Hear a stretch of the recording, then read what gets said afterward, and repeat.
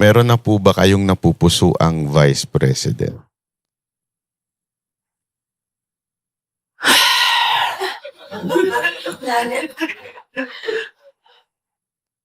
Kasi wala naman yan sa listahan ng mga tanong mo. Dala po, pwede na dito. Wait, sandali Oo, andito ba yan? Ito, sasabihin ko na lang kasi tinanong niyo na Ayaw ko rin naman na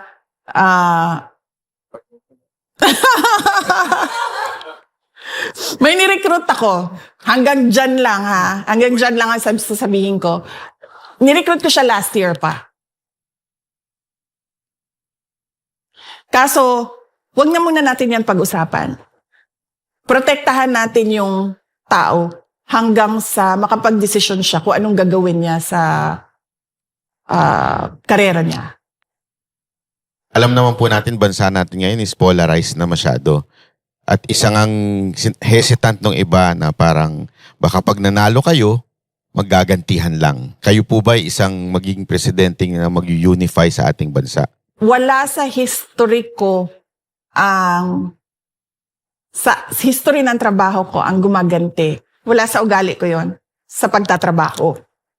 Pero ito lang ang sasabihin ko. Hindi pwede na walang managot. Yung nire-recruit ko na Vice President, siya ang magpapanagot sa mga gumawa ng mali sa bayan. Para ako, nakatutok ako sa trabaho ng presidente. Mukhang naging bala ko doon Mukhang may clue tayo May clue ka? Oo, mukhang alam ko na.